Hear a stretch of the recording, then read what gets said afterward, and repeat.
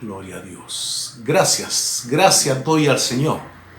Gracias damos al Señor por esta escuela dominical. Una vez más, congregados a través de esta plataforma con el propósito de estudiar la palabra de Dios, de aprender, de ver las maravillas de Dios que están narradas y escritas en la Biblia y nuestras vidas ser edificadas a través de esas enseñanzas. Hermanos, les doy la bienvenida y lo primero que me gustaría hacer con ustedes es orar. Orar para que el Espíritu Santo de Dios nos bendiga, para que el Espíritu Santo de Dios nos hable a través de su palabra, prepare nuestros corazones, nuestras mentes, dispongámonos para que Él traiga toda revelación, toda comprensión a nuestra mente. Él nos guía a toda verdad y Él nos enseñe todas las cosas a través de su Espíritu Santo. Le invito para que usted en su lugar ore al Señor.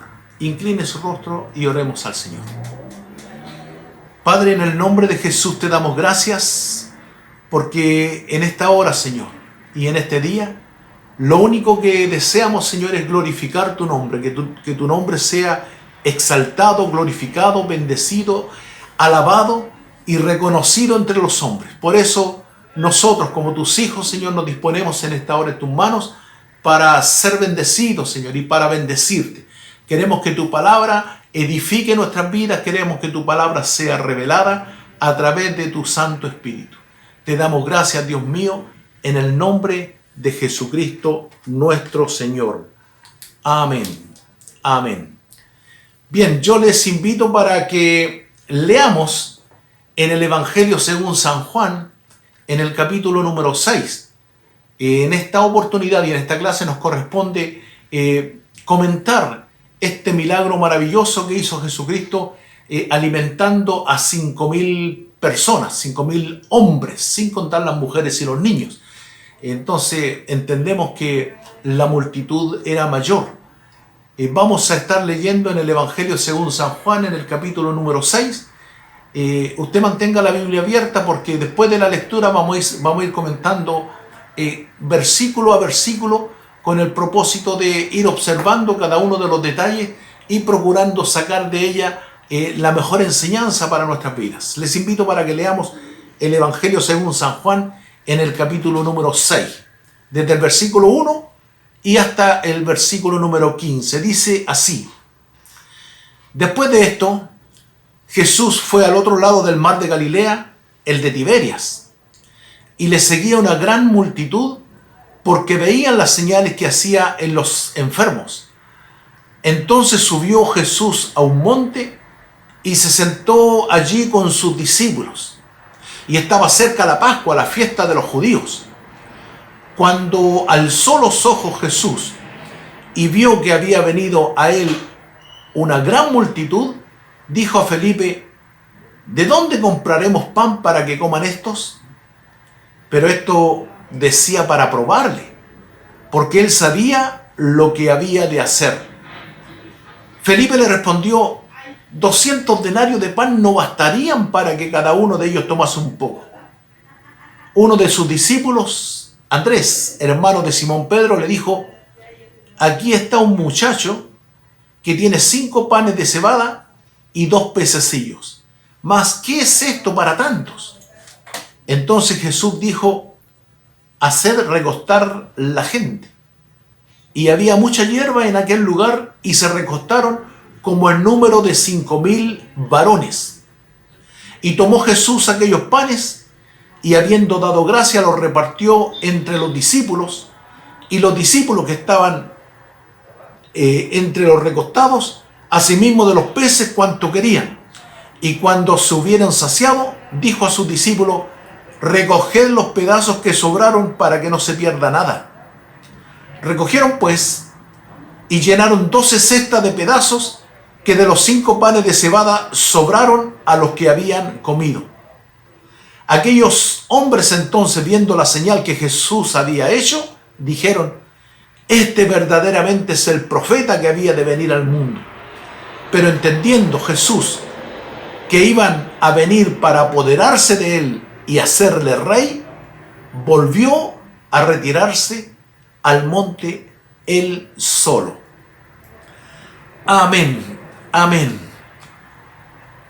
Esta historia, sin lugar a duda, es la historia de uno de los milagros particulares, extraordinarios, que narran los evangelios. Tiene la particularidad de que es el único milagro que se repite en los 4 evangelios. Tanto Mateo como Marcos, Lucas y Juan narran este milagro, cada uno de ellos haciendo aportes en detalle que configuran toda una historia. Entonces, nos corresponde en esta oportunidad comentar este milagro, y dentro del estudio inductivo que cada uno de nosotros debemos hacer de la palabra de Dios, está el punto número 1, que es la observación. Nosotros tenemos que observar cada uno de los detalles que se dan en las narraciones bíblicas para ir armando la historia, el relato, y entendiendo las razones de las palabras o de las circunstancias que movieron o que motivaron este milagro. Cada milagro obviamente tiene un propósito, por lo cual entendemos que este milagro en sí tenía propósito.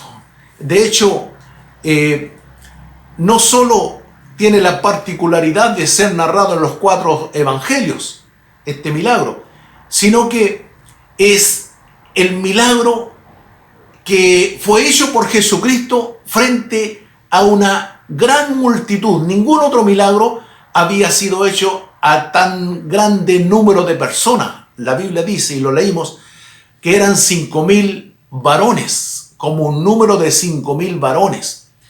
Si cada varón estaba acompañado, ya sea por su esposa o por su hijo, la cifra crecería a 10.000 o quizás más. Entonces, es un milagro que fue hecho frente a una gran multitud, por lo cual el nombre de Jesucristo había impactado allí en Israel. Luego, este milagro tiene otra particularidad. Es el milagro que beneficia a mayor número de personas. Porque cuando sanaba un ciego era sanado, una persona. Cuando limpió a los 10 leprosos, 10 personas fueron beneficiadas. Sin embargo, con este milagro fueron beneficiados más de 5.000 personas. Entonces, es un milagro muy particular, de tal manera que lo narran los 4 evangelios. Es el único milagro que se relata en los 4 evangelios. Y obviamente esto tiene como propósito principal resaltar el amor y la gracia de Dios. Cuando revisamos las circunstancias en que se dio, nos damos cuenta que Jesús se había apartado a un lugar desierto, dice, al otro lado del mar de Galilea, el de Tiberias. Es decir, pasó desde la parte oeste a la parte este, o a la parte oriental del mar. Este mar, la verdad es que cuando lo revisamos y lo conocemos, es un lago al que se llama Mar de Tiberias, pero es un lago inmenso que de lado a lado tiene 12 kilómetros y tiene la siguiente configuración. Este lago está entre montañas, de tal manera que entre montañas se produce una corriente de aire que en el lago se producen grandes olas. Ese es el mismo mar de Tiberias donde los discípulos estaban a punto de ahogarse, y ellos decían: Señor, no tienes cuidado de nosotros. Porque como está encajonado, como está rodeado de montaña, y el viento allí usa ese paso como una calle, y cuando pasa fuerte, cuando se levantan tempestades, entonces el mar tiene un oleaje bravo. Este mar se alimenta por la desembocadura del río Jordán. Se llama mar por su inmensidad, pero básicamente es un gran lago. Bien, tiene 12 kilómetros de ancho, de tal manera que los discípulos y Jesús cruzaron en la barca buscando un lugar desierto, porque la actividad que habían tenido anteriormente había sido intensa.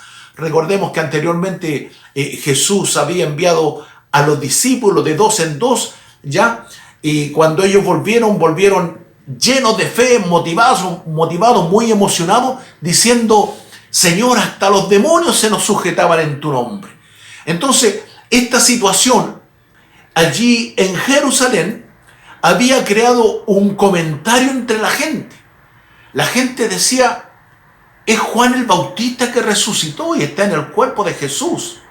Es una encarnación de Juan el Bautista. Otros decían: no, es Elías. Otros decían: no, es alguno de los profetas. Entonces, cuando llegó este comentario a Herodes, Herodes dijo: no, a Juan el Bautista yo mismo lo decapité. Así que quiero conocer a Jesús. Y andaba buscando a Jesús. Entonces, Jesús, con el propósito de evitar ese encuentro y con el propósito de evitar el comentario de la gente, buscó un lugar apartado. ¿Para qué? Para que los discípulos descansaran y para que el quitado de la bulla o de la multitud pudiera buscar más presencia de Dios. Recordemos que Cristo se apartaba cada día, cada noche, a una distancia de sus discípulos para buscar la presencia de Dios a través de la oración. Entonces, detrás de ese comentario fue cuando Jesús le preguntó a los discípulos: ¿qué dice la gente que yo soy? Bueno, algunos dicen que tú eres Juan el Bautista, otros dicen que eres Elías o alguno de los profetas. Y ahí Jesús le pregunta a los discípulos: bueno, ¿y ustedes quién dicen que yo soy? Pedro sale y dice: tú eres Jesús el Cristo, el Hijo de Dios. Bienaventurado Pedro, porque esto no te lo reveló ni carne ni sangre, sino mi Padre que está en los cielos. Entonces, ya en los discípulos comenzaba a ver esta revelación, pero en contraste, en medio del pueblo existía una confusión respecto a lo que estaba ocurriendo.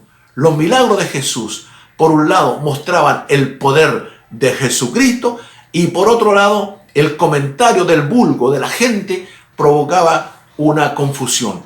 Esta era la circunstancia, este era el contexto, esta era la situación que se vivía en Jerusalén, por la cual Jesús tuvo que decidir buscar un lugar desierto. Y el texto dice que después de esto Jesús fue al otro lado del mar de Galilea, el de Tiberias. Entonces, el rechazo que había ocurrido en Jerusalén respecto a la predicación de Jesús hizo que Jesús buscara esto. Recordemos que había sanado a un paralítico allí en Betesda, lo había sanado, y allí dice el Evangelio de Juan que porque Cristo sanó al paralítico el día sábado, procuraban matarle. Jesús, sabiendo que aún no había llegado su hora, procuró apartarse para seguir adelante con su ministerio. Entonces, cruzaron en la barca al otro lado del mar de Tiberias o de Galilea. Entonces, como la distancia era corta y la gente lo seguía porque estaba expectante, quería ver los milagros que Jesús hacía. Esto llama mucho la atención. Cuando ocurre algo extraordinario, se junta la multitud. Entonces, quisieron seguirle y algunos le siguieron rodeando el lago, se apuraron. Tanto es así que llegaron antes que Jesús. Y cuando Jesús y los discípulos llegaron al otro lado del mar, se encontraron que la multitud los estaba esperando. Esta es la parte que los otros evangelios narran y mencionan que Jesús, al ver la multitud, tuvo compasión de ellos. Tuvo compasión porque el corazón de el corazón de Jesús fue movido a misericordia por ellos, porque ellos no habían entendido el mensaje de reino que Jesús traía. Su reino no era de este mundo, sino que ellos estaban buscando un libertador, un rey que se estableciera en Israel y les liberara de los romanos. Tuvo compasión de ellos porque perseguían o andaban detrás de otras cosas en vez de buscar el reino de Dios. Tuvo compasión de ellos. Entonces, dice, uniendo los detalles, la observación que hacemos de los 4 evangelios en torno al mismo milagro, que Jesús comenzó a sanar a mucha gente. Mucha gente. Bueno, y acá se da esta situación. El versículo 2, capítulo 6, dice: y le seguía una gran multitud porque veían las señales en los enfermos. Allí tuvo compasión de ellos porque ellos estaban poniendo su vista en el blanco equivocado. Estaban poniendo la vista en los milagros de Jesús, pero no estaban poniendo sus ojos en Jesús. Estaban buscando la sanidad, pero no estaban buscando al sanador. Estaban buscando la bendición, pero no estaban buscando al que bendice. Y esto debiera ser una lección para aplicar en nuestras propias vidas. Porque nosotros muchas veces andamos buscando las añadiduras y no estamos buscando al que bendice con añadiduras. Al tener a Cristo lo tenemos todo. Vamos a tener sanidad, bendición, provisión, lo vamos a tener todo. ¿Por qué? Porque en Cristo tenemos la vida eterna. Y por eso Cristo tuvo compasión de ellos, porque ellos andaban buscando las señales. Juan, recordemos, Juan no usa la palabra milagros, él usa la palabra señales, porque los milagros son una señal, y una señal es una evidencia de que Jesús es el Hijo de Dios. Por eso Juan se enfoca en esta forma de plantear el Evangelio, que Jesús hizo muchas otras señales en presencia de sus discípulos, las cuales no están escritas en este libro, pero estas se escribieron, estos 7 milagros se escribieron para que creáis que Jesús es el Hijo de Dios y para que creyendo tengáis vida en su nombre. Entonces Juan muestra a Jesús el dador de la vida, Juan muestra a Jesús el Hijo de Dios, Juan muestra a Jesús el Señor, el Cristo. Por lo tanto, en Él lo tenemos todo, porque Jesús es el Dios hecho carne. La Biblia dice que en el principio era el verbo, el mismo Juan lo dice, el verbo era con Dios y el verbo era Dios. Y ese verbo fue hecho carne, se encarnó, vivió entre nosotros y vivió igual que nosotros en las limitaciones físicas. Sin embargo, la gracia de Dios estaba con él y pudo hacer todos estos milagros porque siempre Jesús estuvo en obediencia a su Padre, a nuestro Dios.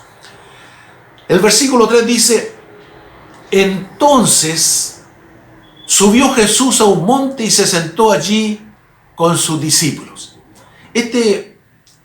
Esta búsqueda que anhelaba Jesús con sus discípulos, esta búsqueda de tranquilidad, de quietud, de silencio, era necesaria para el Señor Jesús y también se hace necesaria para nosotros. Porque en la quietud, en la paz, en la tranquilidad, nosotros podemos meditar y podemos buscar presencia de Dios, rostro de Dios. A veces nuestra actividad, el quehacer, el trabajo, el estudio y todas las actividades, incluso actividades de iglesia, nos mantienen ocupados muchas horas durante el día, de tal manera que tenemos poco tiempo para el descanso y mucho menos tenemos tiempo para la meditación, para pensar en Cristo. Pero se hace necesario porque buscar la soledad con Dios es fundamental, es importante para el Hijo de Dios. Recuerde que nosotros somos adoradores. Por lo tanto, Dios busca adoradores que adoren al Padre en espíritu y en verdad. Y para esto necesitamos dedicar tiempo en la presencia de Dios. Por eso Jesús les enseñó a los discípulos que ustedes cuando oren, les dijo, entren a su cuarto o a su pieza, cierren la puerta y busquen la presencia de Dios en lo secreto. Y Dios que escucha en lo secreto les recompensará en público. Entonces, buscar la soledad con Dios a través de la adoración, de la oración, en la quietud, en la tranquilidad, en la paz, es una necesidad nuestra. Considerémosla, dediquemos tiempo para estar con el Señor, con su Espíritu Santo, de tal manera que nosotros planteamos nuestras inquietudes, planteamos nuestras necesidades, y Dios allí nos habla a través de su Espíritu a nuestro corazón y produce fe, produce el impulso, produce la decisión, mueve nuestra voluntad a tomar decisiones sabias. Pero eso es producto de la oración, de la búsqueda en la quietud con nuestro Padre Celestial. Hablábamos al principio que el primer propósito de este milagro, sin lugar a dudas, fue resaltar la gracia y el amor de Dios. ¿Por qué? Porque cuando vemos que Jesús hacía muchos milagros, en vez de provocar fe en la gente, provocaba una reacción negativa. Cuando sanó al paralítico en el estanque de Betesda, procuraban matarlo. Cuando hizo este milagro y les confrontó a los galileos diciéndole, ustedes me buscan porque yo los alimenté, trabajen no por la comida que perece, sino que por la comida que permanece para vida eterna. Entonces se molestaron y en Juan 6:66 dice que en ese momento muchos volvieron atrás. Entonces los milagros de Jesús, en vez de provocar fe, provocaban rechazo en la multitud, en la gente. Y este rechazo que Jesús recibía de la gente, de la multitud, del pueblo, resalta más el amor y la gracia de Dios. Porque en la incredulidad Dios está más dispuesto a bendecir. ¿Por qué? Porque la bendición es gracia de Dios. Y la gracia es un regalo de Dios. Y la gracia no es por méritos humanos. De otra forma no sería gracia. Por lo tanto, cuando el hombre no tiene mérito, es cuando Dios manifiesta su gracia. Así también nosotros hemos recibido esta salvación por gracia, porque no la merecíamos, porque ningún mérito teníamos para recibir el amor de Dios. Sin embargo, Dios, en su soberana voluntad, decidió amarnos y darnos a su Hijo Jesucristo. Y ahora que Cristo fue manifestado, envió su Espíritu Santo para que nos abriera el entendimiento y pudiésemos comprender, pudiésemos entender el amor de Dios que quiere ser revelado en nuestros corazones, y desde entonces en nosotros se produjo la fe. Recordemos que la fe viene por el oír, y el oír es por la palabra de Dios. Por lo tanto, la palabra que Dios nos habló con su amor a nuestros corazones ha producido esta fe, y es el Espíritu Santo el que reveló a Cristo en nuestros corazones, de tal manera que ahí recibimos la gracia sin mérito alguno. Entonces este milagro que Jesús hace resalta la gracia y el amor de Dios en contraste con la incredulidad que había en ese tiempo por esa gente. Lo segundo es el segundo propósito, diríamos, que podemos deducir de esta enseñanza, es que hay una gran diferencia entre el Mesías que esperaba la gente y el Mesías que había enviado Dios. Cuando la gente vio que Jesús hacía milagros, hacía sanidades, tenía palabras de enseñanzas, entonces ellos comenzaron a entender que Jesús era el Cristo. Mire, aún más, por allí el pasaje dice, el versículo 4 dice, y estaba cerca la Pascua, la fiesta de los judíos. ¿Qué pasaba en el pueblo? La fiesta de la Pascua en el pueblo judío les recordaba la liberación que Israel había tenido desde Egipto cuando estaba en esclavitud. Esa liberación que obró Dios en forma milagrosa a través de Moisés era recordada cada año en la Pascua. Entonces estaba cerca la fiesta de la Pascua. Y en la fiesta de la Pascua se renovaban los deseos en ellos de tener la libertad. Es cierto que habían salido de Egipto y eran libres de la esclavitud de Egipto, pero ahora estaban bajo la esclavitud romana. Los romanos eran el imperio de ese tiempo y los judíos estaban bajo el gobierno de los romanos. Tenían que pagarle tributo a ellos, pero los judíos querían ser libres. Entonces, cuando la fiesta de la Pascua se acercaba, en ellos se renovaba el deseo de libertad. Y justamente en este tiempo, cuando estaba cerca la Pascua, Jesús está haciendo todos estos milagros y ellos dicen, este es el Mesías que estamos esperando, este es el profeta que queremos, este es el rey que estamos necesitando. Por eso en la parte final, en el versículo 14 dice, y aquellos hombres entonces, viendo la señal que Jesús había hecho, dijeron, este verdaderamente es el profeta que había de venir al mundo. Y allí tenemos que la gente se había creado una falsa expectativa del Mesías. Ellos querían un Mesías, un enviado de Dios que viniera a libertarle del yugo romano. Ellos querían un enviado de Dios que le alimentara, como lo hizo Cristo, multiplicando los panes y los peces en esta oportunidad. Sin embargo, el Mesías que Dios le envió, es cierto que en algún momento le iba a proveer, pero esa no iba a ser la norma, esa no iba a ser la regla, sino que la regla era que el Mesías se tendría que establecer como rey, y no como rey de este mundo, sino como el rey que iba a gobernar los corazones. En la clase anterior hablábamos de que Dios busca adoradores que le adoren en espíritu y en verdad. Y con el sacrificio de Cristo se gestó una nueva forma de adoración, la forma correcta de adoración. En el tiempo antiguo la gente adoraba en un lugar específico, iban al templo, llevaban las ofrendas, los holocaustos, ¿verdad? Y era una adoración externa. Sin embargo, Cristo vino a producir una adoración interna. ¿Por qué?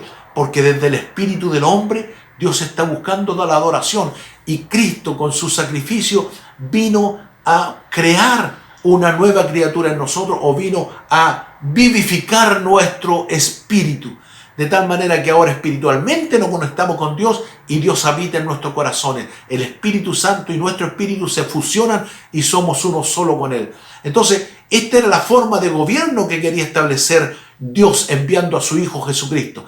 Pero los judíos en ese tiempo no lo entendieron así y querían hacer a Jesús el rey de ellos, el rey de los judíos. Querían establecerlo en su reino.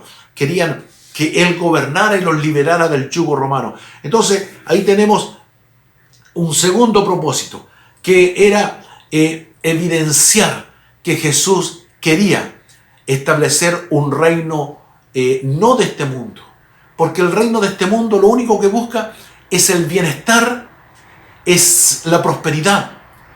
¿Y esto no es lo que enseñan acaso aquellos que enseñan la teología de la prosperidad?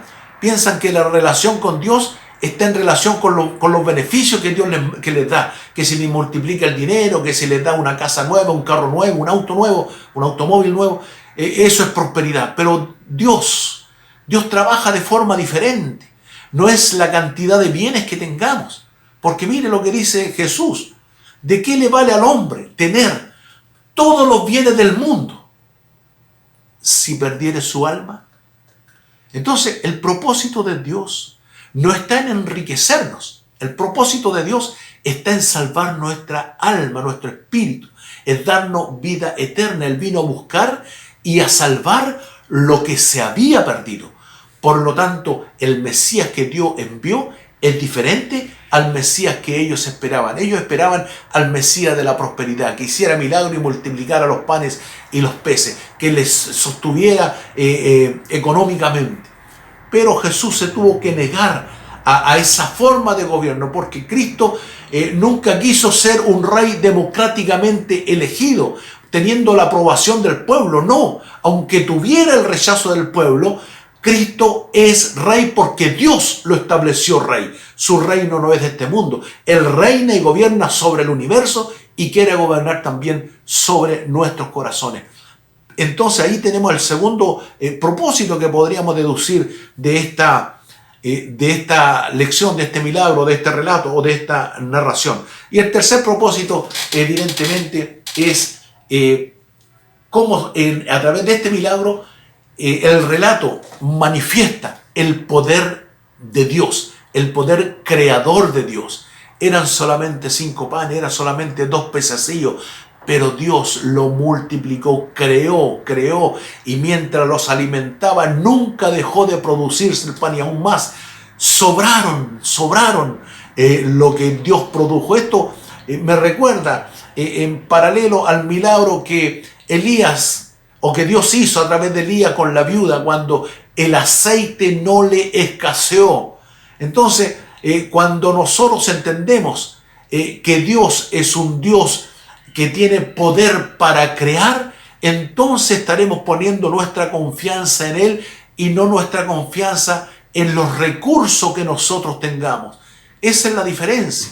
Porque mire, una cosa es tener fe una fe intelectual, pero otra cosa es tener una fe puesta a prueba. Por eso el texto dice, el versículo 5, Juan capítulo 6, versículo 5, dice: cuando alzó los ojos Jesús y vio que había venido a él una gran multitud, dijo a Felipe: ¿de dónde compraremos pan para que coman esto? Pero esto decía para probarle, porque él sabía lo que había de hacer. Esto le dijo para probarle. Lo que Jesús estaba haciendo era poner a prueba la fe de sus discípulos. Mire, los acontecimientos anteriores narran que los discípulos habían tenido grandes experiencias junto a Jesucristo. Habían visto los milagros, las sanidades, habían visto cómo sanaba a los ciegos, a los leprosos, a los paralíticos, cómo caminaba sobre el mar, cómo resucitaba a los muertos. Habían visto milagros extraordinarios en Jesucristo. Y no solo eso, sino que cuando Jesús los envió, les dio poder y autoridad sobre los demonios y sobre toda la enfermedad. Y la Biblia nos narra que ellos fueron y sanaron a todos los enfermos y los ungían con aceite y echaban fuera demonios. Los discípulos hacían eso cuando Cristo los envió de dos en dos a predicar por las ciudades. Y cuando volvieron, los discípulos, obviamente emocionados por las experiencias que habían tenido, le dijeron: Señor, hasta los demonios se nos sujetan en tu nombre. Entonces ellos, fíjense en la secuencia, ellos habían recibido el poder de Dios, ellos habían creído en el poder de Dios, ellos habían hecho milagros y ellos con los milagros se emocionaron. Pero no podemos vivir de la emoción, porque la emoción no es la que hace milagros, es la fe la que produce los milagros a través del poder de Dios. Por lo tanto, ellos estaban muy emocionados, pero su fe era necesaria que fuera puesta a prueba. Por eso Jesús les dijo: ¿de dónde sacaremos para alimentar a todos estos? Pero el versículo 6 dice: pero esto decía para probarle. La prueba es necesaria, porque la prueba viene a consolidar nuestra fe. Es necesario que seamos probados para que demostremos nuestra fe, porque una cosa es tener una fe intelectual. No, si yo creo en Dios, yo conozco a Dios, yo lo sé todo. Sin embargo, cuando estamos en el problema, ¿a quién recurrimos? ¿Qué hacemos? ¿Nos preocupamos? ¿Nos desesperamos? ¿Lloramos? ¿Gritamos en la presencia de Dios? ¿O nos ponemos de pie con la confianza, sabiendo que Dios va a actuar en esa situación? Si cuando todas las puertas se cierran alrededor nuestro, no tenemos que llorar. Sabemos que en el cielo hay una ventana abierta para que Dios derrame bendición hasta que sobreabunde. Por lo tanto, eso lo produce la fe. Pero cuando miramos en nuestro entorno, obviamente nuestras emociones van a decaer. Nos vamos a sentir tristes, angustiados, preocupados, afligidos. Pero no, nosotros tenemos que tener una fe probada en las adversidades, en las circunstancias difíciles. Eso era lo que Jesús quería hacer. ¿Por qué? Porque la prueba va a fortalecer nuestra fe. Porque la prueba nos va a hacer madurar, nos va a hacer crecer espiritualmente, nos va a hacer alcanzar una nueva estatura espiritual, por lo cual es necesario que nuestra fe sea probada. Y acá, en cuanto a la fe, los discípulos obviamente actuaron o respondieron en forma objetiva. Le dijeron: Señor, el lugar es desierto, no hay donde comprar. Es cierto. Pero fíjense, Jesús le hizo la pregunta a Felipe. Y Felipe era de Betsaida, de un lugar cercano. Él conocía las circunstancias, él conocía el terreno, el territorio, y sabía que allí no había dónde comprar.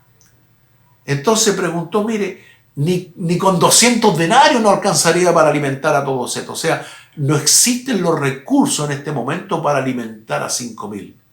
Bueno, para los discípulos era imposible.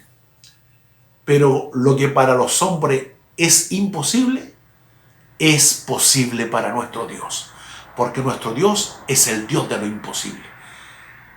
Cuando nosotros no podemos, Dios puede. Por eso Pablo decía, yo todo lo puedo en Cristo que me fortalece, porque es Cristo el que puede obrar a través de nosotros, a través de cualquier circunstancia. Por eso en el libro de Habacuc, por ejemplo, cuando Dios le dice a Habacuc, en ese tiempo había mucha maldad, en ese tiempo había un movimiento social terrible cuando los injustos se imponían sobre los justos, y Habacuc reclamaba, Señor, ¿hasta cuándo vas a permitir tanta injusticia? Allí Dios le dice, mira, ni te imaginas cómo voy a poner mi mano y voy a traer una gran miseria y voy a traer grandes problemas sobre esta nación. Y Habacuc se asustó, dijo, Señor, ¿y qué ha de hacer el justo? Claro, porque cuando viene un mal sobre una nación, sufren todos, justos e injustos. Bueno, ¿y qué ha de hacer el justo?, preguntó Habacuc. Dios le dijo algo simple, categórico. El justo, por su fe, vivirá. Y cuando Habacuc escucha eso, su corazón se levanta en fe y dice, aunque la higuera no florezca, ni en las vides haya fruto, aunque la vaca no den sostenimiento, con todo yo me alegraré en Jehová, el Dios de mi salvación. ¿Por qué? Porque ya yo escuché lo que Dios dijo, que el justo por la fe vivirá.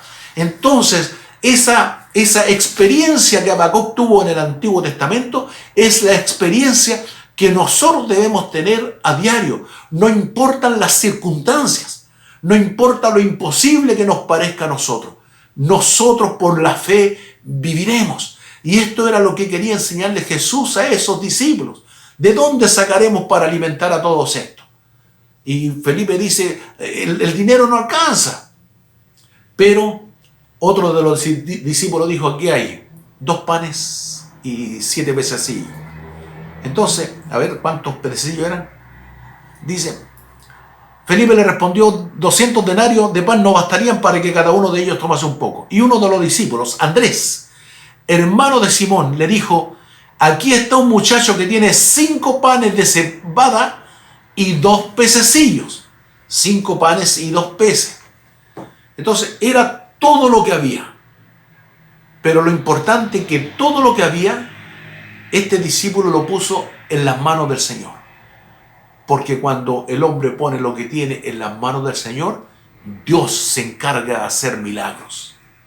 Esto me recuerda la experiencia que tuvo Moisés cuando Dios le encargó y le dio la tarea de ir a libertar a su pueblo que estaba esclavizado allí en Egipto. Le dijo, saca a mi pueblo de Egipto. Y él dijo, ¿y quién soy yo para ir donde Faraón? ¿Y cómo lo voy a hacer? Y comenzó a cuestionarse su imposibilidad. Y Dios le dijo, ¿qué tienes en la mano? Y él tenía una vara, un palo, porque era la forma de apoyarse para caminar entre los valles, entre el desierto, allí entre las montañas. Ellos usaban un báculo, un palo, un bastón. ¿Qué tienes en la mano? La vara, el bastón. Tírala al suelo. Y cuando Moisés la tiró al suelo, Dios hizo un milagro y la convirtió en serpiente. Entonces, luego obviamente Dios revirtió ese milagro para que Moisés no siguiera huyendo de la serpiente. El tema está que lo único que tenía Moisés era una vara. Y con la vara de Moisés, Dios hizo milagros en Egipto. Con la vara de Moisés, Dios tocó el mar rojo el río, y se convirtió en sangre. Con la vara tocó el mar y el mar se abrió. Entonces con la vara también golpeó la roca, y de la roca fluyó y surgió agua. Con la vara Dios hizo a través de Moisés muchos milagros. Y la vara era lo único que tenía Moisés. Ahora la pregunta era, ¿qué es lo que tenían los discípulos en ese momento? Se habían conseguido apenas 5 panes y 2 peces. Y Dios lo tomó en sus manos, Jesucristo los tomó en sus manos y los multiplicó. Entonces hizo este gran milagro notable que está narrado en los 4 evangelios. Y la pregunta para nosotros sería, ¿qué tenemos nosotros en nuestra imposibilidad? Quizás no tengamos medios económicos, quizás no tengamos ni siquiera ánimo, pero tenemos la capacidad de decidir y podemos decirle, Señor, lo único que tengo es un corazón deseoso de agradarte y servirte. No tengo nada más. Y Dios con ese corazón puede hacer grandes milagros, no solo en su vida, en su familia, en su entorno, en su ministerio, en su iglesia, en su ciudad, en su nación. Dios puede hacer con la disposición del hombre grandes milagros. ¿Qué tenemos nosotros a nuestro favor? Algunos dirán, yo no tengo nada. Mire, lo poco que tenemos, pongámonos en las manos del Señor. En este momento me acuerdo de una experiencia y se las quiero compartir. Hace unos años atrás, en mis comienzos, yo participaba en la iglesia de Playa Ancha, junto al pastor Víctor Milla. Y a mí se me había encomendado la tesorería de la iglesia. Y en un fondo aparte, nos propusimos juntar para hacer una ampliación de la iglesia, porque la iglesia nos quedaba chica. Queríamos que el templo, que el edificio pudiera crecer. Y comencé a juntar algunos dineros, ofrendas, actividades, y tenía una cifra de dinero que no podíamos pensar en construir. Y estábamos juntando para la construcción. Y Dios pone un sentir en mi corazón. Dios pone un impulso en mi corazón. Y dije, ¿y si este poco dinero lo sembramos? Dios en su momento traerá la bendición. Así que hablé con el pastor y le dije, pastor, quiero tomar este dinero y enviarlo hasta Gorbea, una localidad cerca de Temuco, en Chile, y para bendecir a un pastor que está en necesidad. Y mi pastor me mira y me dice, ¿estás loco? Si estamos juntando para construir. Yo le dije, hagamos lo siguiente, entreguemos ese dinero en ofrenda y Dios se va a encargar de proveernos. Me miró, guardó silencio y me dijo, toma tú la decisión y haz como Dios ha puesto en tu corazón.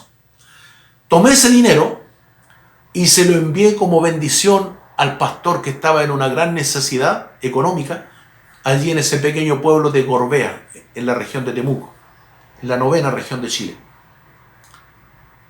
Pasó un tiempo y llegaron fondos, dineros, desde Estados Unidos y nos permitió construir allí en el 4º sector de Playa Ancha, en Los Copihue, una iglesia que tiene 2 galpones grandes. El templo fácilmente caben, no sé, unas 300 o 400 personas. Y el segundo galpón está habilitado como comedor. Comedor, cocina, sala de clase, todo eso. Eso jamás nosotros nos hubiéramos imaginado tener un templo de esa dimensión si nosotros lo único que queríamos era ampliar un poquito nuestro templo. Y esta experiencia me hace pensar que lo poco que tenemos, al ponerlo en las manos del Señor, Dios nos dará mucho. Eso es lo que hicieron los discípulos. Pusieron esos 5 panes y 2 peces, que eran escasos para alimentar a 5.000 personas, pero Cristo en sus manos lo multiplica y ocurre un milagro maravilloso. Entonces, eso es una enseñanza que nosotros debemos sacar y aplicar para nuestras vidas. No solo observar los pequeños detalles, sino que dejar que el Espíritu Santo nos dé estas enseñanzas para aplicarlas a nuestras vidas. Entonces, la fe es probada, la fe es perfeccionada, nuestras vidas son llevadas a la madurez. Por eso Dios nos prueba. Quiere probar nuestra fe y era lo que Jesús estaba haciendo en esta oportunidad. Entonces, ¿qué hizo Jesús? Mandó a los discípulos que dieran las instrucciones, que la gente se pusiera en grupos, puso los panes en manos y los peces en manos de los discípulos para que repartieran. Entonces, ¿quién hizo la alimentación y quién repartió? Fueron los discípulos. Pero el milagro lo hizo Jesucristo.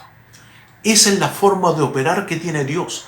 Dios quiere hacer en este tiempo muchos milagros, pero quiere hacerlo a través de sus discípulos, a través de usted, a través de mí, a través de cada uno de nosotros. Porque Dios sigue teniendo compasión de las multitudes. Dios sigue queriendo bendecir a la gente, pero Dios siempre va a querer hacerlo a través de nosotros. Por eso la predicación no puede parar, no importa si es tiempo de pandemia. Estaremos usando estas plataformas.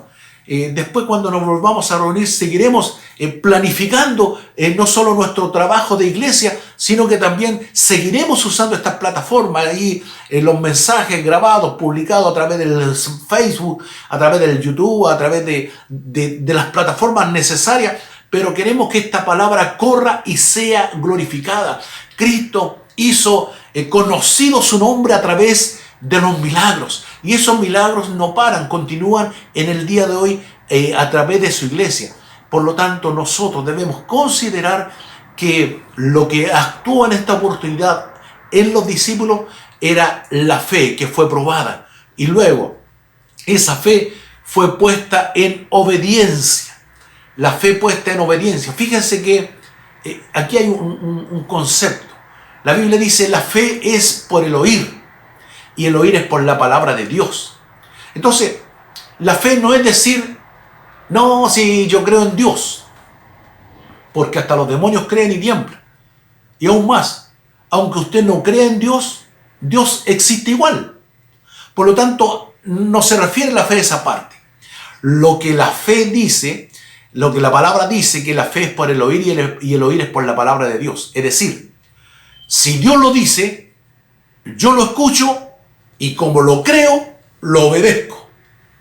La fe implica obediencia. Y eso fue lo que actuó en los discípulos. Jesús les dijo que se pongan ahí, que se repartan la gente, que formen grupos y ordenó a la gente, pero la instrucción se la dio a los discípulos, y los discípulos en obediencia a Jesucristo actuaron y ocurrieron los milagros.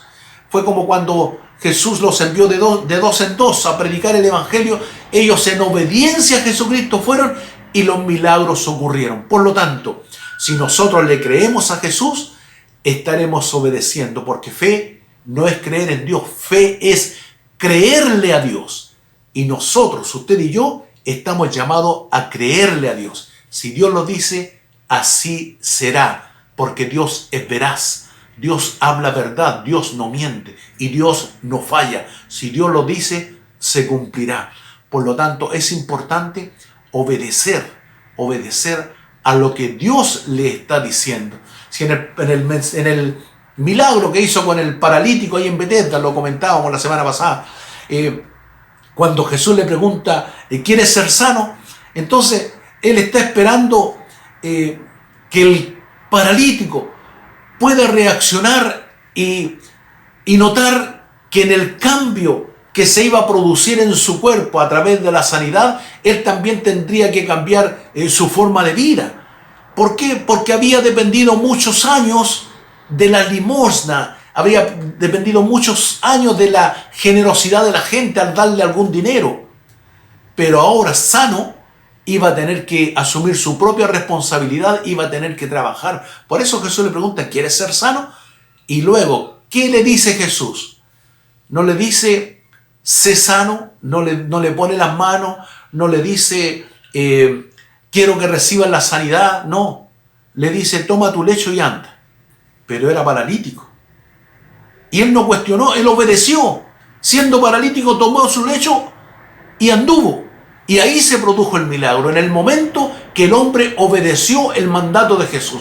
Ahí se ocurrió el milagro. Por lo tanto, cuando nosotros le creemos a Jesús, van a ocurrir milagros en nuestras vidas. Van a ocurrir milagros de provisión, de sanidad, de manifestación del Espíritu. Van a ocurrir muchos milagros cuando seamos gente realmente capaz de creerle a Jesucristo a través de su palabra. Eso es la fe más la obediencia. Y luego dice, versículo 12, cuando se hubieran saciado, dijo a sus discípulos, recoged los pedazos que sobraron para que no se pierda nada. Esto nos deja una enseñanza. Si bien es cierto, Dios es el Dios de la provisión, pero la provisión de Dios no está para desperdiciarla. Por eso Jesús hizo recoger los pedazos que sobraron, para que no se pierda nada. Por lo tanto, la provisión debe ser bien administrada. Y cuando es bien administrada, Dios se encarga de la multiplicación de todos esos recursos que Él pone en nuestras manos. Entonces, si usted está en un momento de necesidad económica, por ejemplo, y le quedan las últimas monedas, ofréndela, póngala a servicio de Dios. No importa que usted se quede sin nada, póngala en las manos de Dios, que Dios es el que le va a proveer. Y cuando tenga la provisión de Dios en su vida, no desperdicie nada, administrelo correctamente, porque esa es una norma del reino. Esa es la administración del reino. Entonces nosotros debemos saber administrar nuestras cosas. Pero si estamos en necesidad, la mejor forma de administrarla es ponerla en las manos de Jesús para que Cristo haga el milagro. Que no se desperdicie nada. Y en la parte final del relato del milagro, cuando Cristo a través de estos 5 panes y 2 peces alimentó a 5.000 varones, más las mujeres y los niños. La parte final, el capítulo 6, versículo 14, dice: aquellos hombres entonces, viendo la señal que Jesús había hecho, dijeron: este verdaderamente es el profeta que había de venir al mundo. Ellos estaban esperando a alguien que les solucione los problemas. Pero ese no era el propósito de Dios. Jesucristo no venía a solucionar los problemas. Jesucristo quería darles vida eterna. Jesucristo quería que ellos ahora fueran adoradores. En algunos momentos Cristo, en algunas circunstancias, va a solucionar nuestros problemas, nos va a proveer, nos va a sacar adelante.